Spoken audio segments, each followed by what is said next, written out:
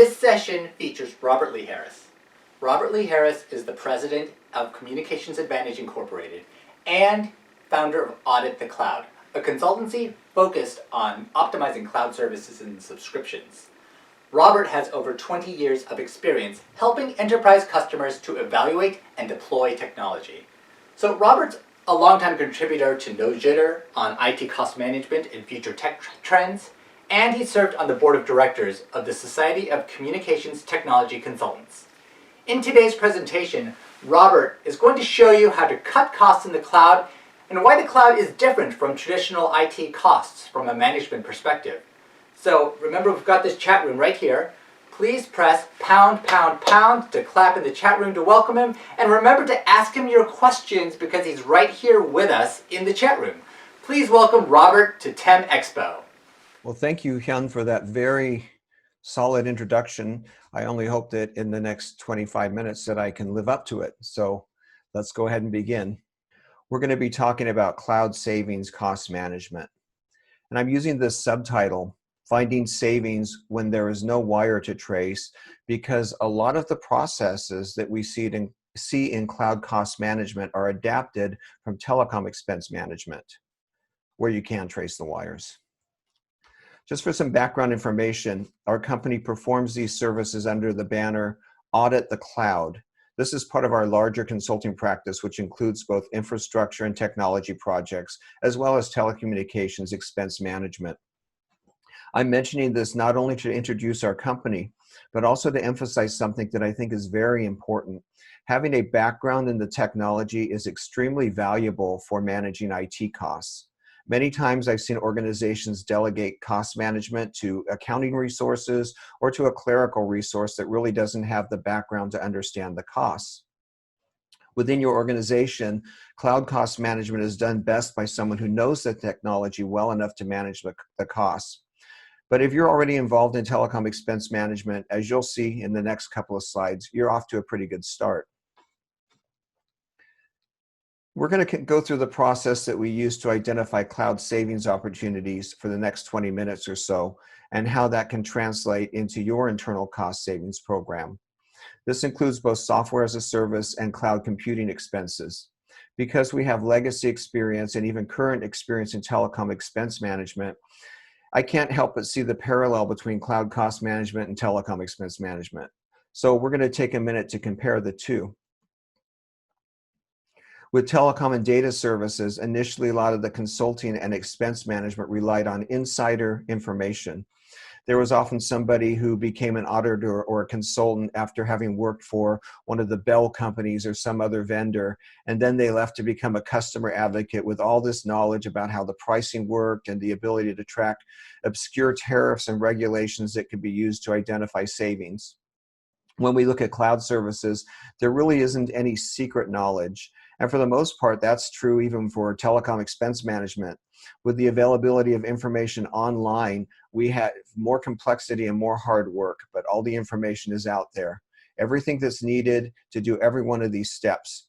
There are some things that require a little bit more market intelligence and research, like rate benchmarking, but there's no longer some secret formula that you only know if you worked for the Bell company that ties it all together. And that's true even on the telecom side. In the past, there were these very complicated tariffs on FCC and Utility Commission websites, and they actually existed even before the internet. That made them even harder to get at. But these are what governed all of the expenses and contract terms and conditions. When telecommunications de-tariffing came around, it eliminated most of that, but the vendors still relied on posted terms and conditions, which actually gives them the best of both worlds. They no longer had to comply with all the regulatory protections, but they could still overrule some paper contract terms just by changing their web page. Now, cloud computing and software as a service companies have copied this same model. You'll have contract terms that change, and sometimes they provide a very short window to object to the change or cancel services, usually way less time than you need to make a change, even if it's a SaaS deployment, software as a service deployment that your company is dependent on. With this in mind, we do have to remember that these aren't government regulated contracts for the most part. There are some regulations on voice over IP and UC services, but as far as the contract terms, you can negotiate things just like you would any normal business contract.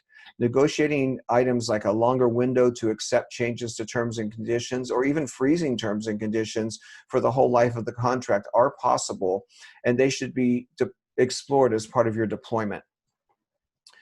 The last thing we're going to be comparing between telecom expense management and cloud cost management is equipment connectivity. With telecom and data services, there is always an endpoint that you could trace a wire to, especially if there is no other way of identifying a charge. I'd say, though, that in my last few years of doing wireline audits, which we still do, I've had to spend very little time resorting to tracing equipment. Even with analog lines with unknown endpoints, we have all kinds of ways to identify activity and the validity of the lines. And this method translates very well into cloud services, where there is no physical connectivity on most of the services, but many, many more tools are available to measure usage and activity and identify things like over-provisioning and forgotten services, which we're going to get into later. Finally, the maturity of the telecom expense management process is a very effective starting point for cloud cost management. You're going to see that a lot of these same processes, they almost mirror what you do with TEM, and you can use a lot of the same methodologies to find cost reductions on your cloud services. Let's look at some of the categories of unnecessary cloud costs. It's a bit simplistic, but we've categorized these into 4 different types of savings opportunities. And I'll make a little side note here. I purposely use a term like savings opportunity instead of terms like waste and neglect. And you have people that are running your operations that probably have the expertise to go through all of these steps and find savings. But honestly, in a normal workday, they just don't have the time. And I never want to come in from the outside and start pointing fingers at somebody and put them in a defensive position. Even if you're running an in-house audit project and you're not an outside consultant like myself, I would suggest that you still use this tactic. I worked in IT operations several times in my career, and if you have done the same, you know that it's hard to prioritize cleanup projects and cost optimization projects over all the day-to-day problems that come up that can impact the whole organization. That being said, let's look at the first category, which is oversubscription. A lot of times the company has an enterprise agreement for some kind of cloud software service, but a department or an individual in that department uses a competing product that they're expensing directly. They could actually be using the same product as the enterprise agreement, but it's an expense item for a product that is available already at no additional charge at the enterprise level. A second common oversubscription is having valid services, but certain features within the service are oversubscribed. For example, an organization might do a pilot of some service and every participant has the highest feature level. Then when it's successfully rolled out to the larger enterprise, instead of looking at individual cases, the same subscription level goes out to the whole organization. There are some people that just need email or don't need a 100-person conferencing subscription or are never going to use the advanced analytics that you're paying for on their subscription. Once again, many of the most common software as a service products will provide ways to identify unused features even within an individual account. The third category is uncompetitive costs. Suppose you start a pilot of a service and you decide it works great and you roll it out to the whole enterprise, but nobody takes the time to leverage the economy of scale of the larger subscription and determine what the best price you can get is for that volume. It may require finding a different source for the purchase, but many times it's just a matter of asking for the discount from the vendor themselves. The second example is cloud reseller fees. I've seen this several times with backup and storage solutions where the reseller helped engineer the initial solution and they charged either the list price or even a markup for those services, which makes sense because that's how they earn their money. They're providing expertise as part of the whole sales process and they need to be compensated for that. But then as the services grow, those costs at the same profit margin become uncompetitive. Benchmarking services that have been in place for a while or are about to be acquired can be a very useful way of finding cost savings.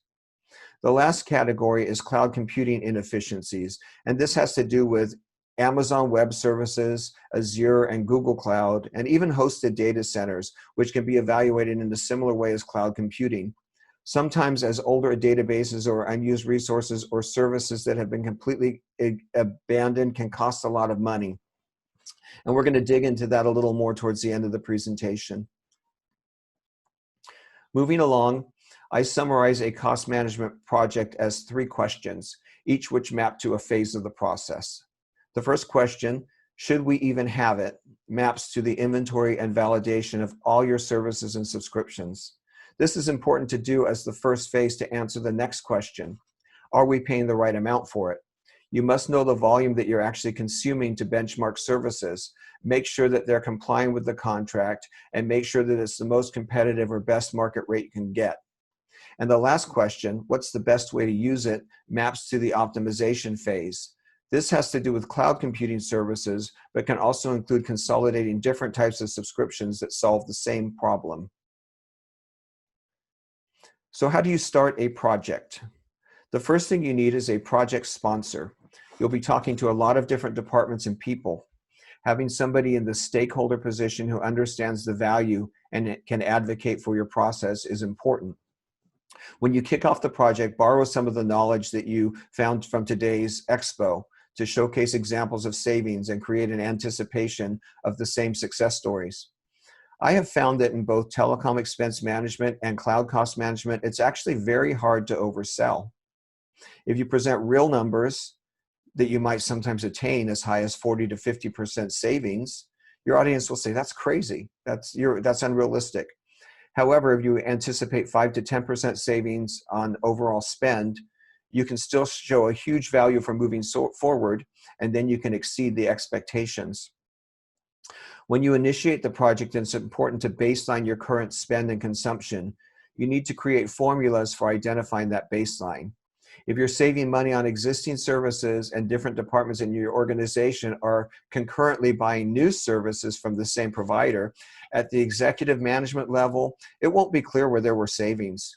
You need to find ways to quantify the spending, and maybe it's the number of employees you have, or the number of locations you're serving, or even the number of sales inquiries when you get into cloud computing. This way, when business is good, your savings don't get lost in the increase in volume. I expect this to be a big issue over the next year as employees return to work. There's going to be a lot of opportunities to true up your subscriptions that were necessary for work from home, but at the same time, there's going to be a lot of acquisitions from the same vendors for new work arrangements. It's really important to have a good baseline so that you can show where you were successful. You're going to need access to consoles and administrative portals such as Office 365 and the cloud consoles. Access is usually granted by scope and roles. You want to have the broadest scope, but with read-only access. And this is a best practice for roles-based permissions to limit only what is necessary. And by asking for read-only permissions, you should make the people responsible for managing those services more comfortable with you having very broad access. Having a human contact in accounts payable is very important. You're going to be looking into GL reports and sometimes expense reports. So you need to have a good AP contact that can get you access to that information. And finally, how to organize the project schedule. Prioritize the project based on easy wins first. Maybe there's a service that initiated the project that's likely to provide visible savings in a single billing cycle. The rest of the schedule may be a bit cloudier. It may take more time to optimize and to find savings through expense accounts. You want to be able to report back early high-impact savings to show that there is progress. Depending on where the discovery and auditing process takes you, you're going to have to adjust the schedule. Your sponsors will have a lot more patience for an adjusted schedule when there is already good savings up front. Your next step is to identify all your sources of information, find every cost that is on an invoice, and then audit and optimize those services. There will be some accounts that are already identified as cloud services. The Office 365 bill, your conferencing bill, your G Suite bill, any kind of cloud computing services, they should be easy to get your hands on. And if you can get them electronically through portals, that's even better. What's trickier is the indirect sources. For example, the marketing department might use a stock photo subscription or search engine optimization tools. And yes, they should be included in the audit. I found savings on services such as a supplier network where the customer said it's a fixed annual cost and there's nothing that we can do about it. It turned out that the number of purchases that were going through the system fell below the tier that they were paying.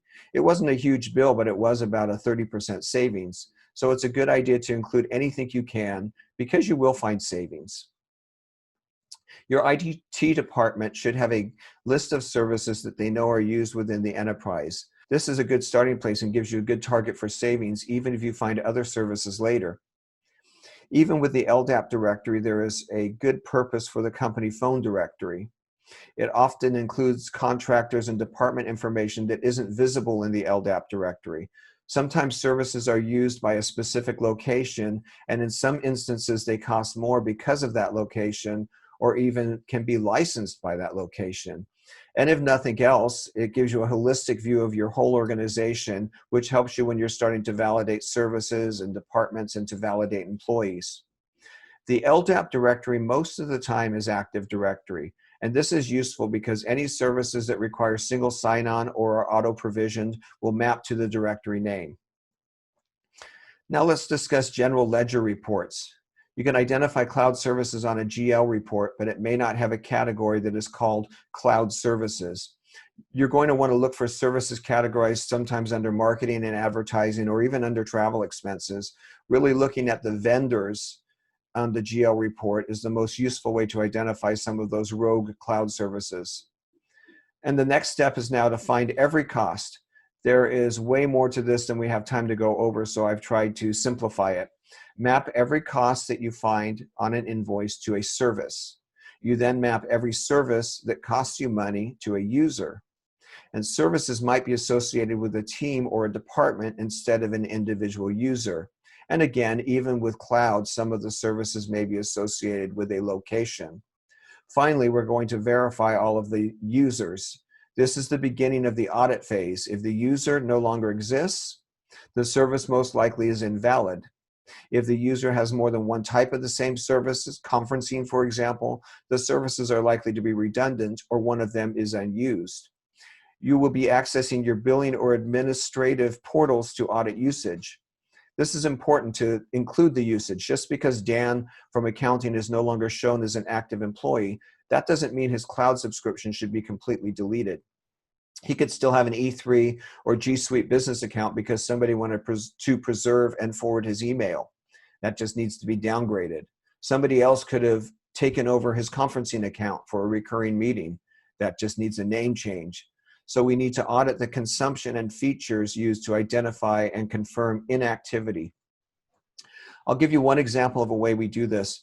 I have a template built that can look at incremental changes in drive storage. So when I have the reporting data, I can tell if somebody has not added or deleted anything in their storage over a month, or over 3 months, or over 6 months. A one-time snapshot could show a subscriber has 500 megs worth of files stored on OneDrive, but unless you know whether it's been 500 megs for 2 years or just for the last week, it really doesn't tell you everything you need to know.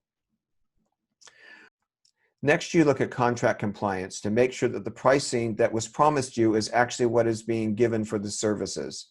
Match the price points with what you're seeing on the bill, but also look for things like contract terms that are impacted when consumption has gone up or down, where the company should be getting better pricing for more services or paying at a lower level for less services. Once again, matching the consumption to the cost is a very important step. Why did I put rogue services this far down in the process? Many times rogue services appear on expense accounts or company credit card bills. It's going to be a while before you get that information back from all the sources you requested it from in the first phase. By this time, you've already built your credibility by cutting costs with your easy wins, remember your project schedule, and you have some clout to go around asking questions. You won't have access to any kind of billing portal or consoles to see what's going on with these rogue services, so you need the cooperation of the end users. The last item is benchmarking. Clients sometimes assume that we have some big database with all the best market rates from different customers all over the country for each type of service, similar to how cellular service audits are done. One of the problems with relying on that method alone is that the data gets old very quickly. As an internal business customer or IT employee, you are better off asking your peers at other organizations, being careful to comply with vendor non-disclosure agreements, or even comparing competitive vendor rates, or even asking the vendor themselves. As counterintuitive as this may sound, as a rule, the best benchmarking data is the most current, and the most current is the information that you just asked for. I hope that makes sense because we have to move on. I've included at the bottom some success stories here. 40% is my record to beat on Office 365, which is now Microsoft 365. These were abandoned accounts after a staff reduction. And then more recently, we had a 20% subscription cost savings for a technology company who uses G Suite Business. Most of that savings were users that had not been moved over to a Google Vault license and still had the full G Suite Business account billing. We are going to go into a little more detail about cloud computing audits. And if you don't have a background in cloud computing, you're really going to need either an external resource or somebody in your organization who is part of the cloud team to support you. That being said, your charter is cost reduction, and because of that, you still have a valuable role to drive the process. There are tools provided by every major cloud platform that can help you with cost management. AWS actually has a couple, along with different reports that will help you see where you're spending money and where the resources are sitting idle. Most of them do a pretty good job of suggesting cost savings. That being said, there are also third-party tools that are available. The third-party tools can give you a single view into all your cloud computing platforms, and sometimes they have utilities that further automate the process of shutting down services or even identifying savings by leveraging external market data. The best place to start is with the free tools provided in the Cloud Platform Console, and then as your requirements change, to evaluate some of the third-party tools. What components are you going to audit? A popular slogan with cloud services is that you only pay for what you use, but in reality, you pay for anything that you leave running. You're going to look for unused and forgotten virtual machines. You'll want to look very carefully at storage. Be sure that storage volumes map to some active platform. Storage that doesn't need to be immediately accessible can be downgraded to a longer-term storage product at significantly lower costs. You'll want to look at your on-demand pricing for cloud computing and other resources. When you commit to computing resources on a long-term agreement, you pay significantly less. So if you're doing all of your computing on demand, especially for systems that have a lot of static activity, you're definitely paying too much. The next item is the reverse of this. Some companies will buy large amounts of reserved or committed computing resources. When you do that, you have to contract for a specific region, a specific type of resources, and for a specific time period. It's important to make sure that the committed instances get used first before the on-demand computing. And finally, even with cloud computing, there is regular inventory cleanup. Snapshot images or databases may have been created that now just sit and do nothing. Just like an old department telephone line that never got moved with the department still costs you money, these forgotten resources are cloud inventory items that are sitting idle and costing you money. I want to take a minute to address a unique challenge to cloud computing audits. We've already talked about the last two items on this list, which are access and complexity. So I'm going to focus on number one. Many cloud deployments are not yet commoditized. What I mean by that is in an organization, there is often a digital transformation project. It's very high profile. It has good funding, and migration to cloud is part of that project. I talked to a company recently who said that their strategy was just to buy as many Amazon EC2 reserved instances as they might need for the next couple of years. Most likely they had the funding up front and have to spend it then. There are actually ways to reduce those costs by reselling your overcommitments, but your best strategy in a case like that is to be forward-thinking and try and impact the operational process. You can identify inefficiencies, and the next go-round, when the project is over and it's moved into normal operations and productions, make an impact on the savings at that point. So that truly is cloud auditing in a nutshell. And once again, I thank you for your time. I hope it was useful to you, and I'll be happy to answer any additional questions.